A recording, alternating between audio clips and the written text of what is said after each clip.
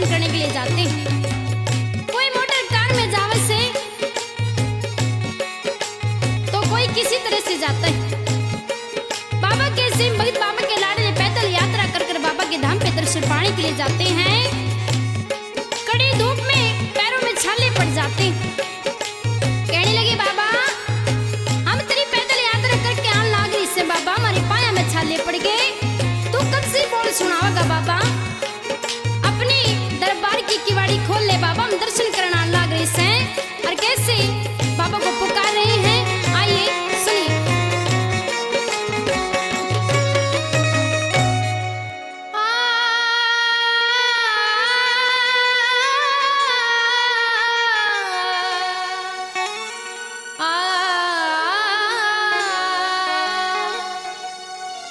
पैदल चल चले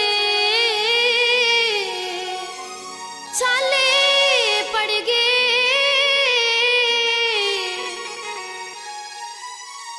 वो पैदल चल चले ओ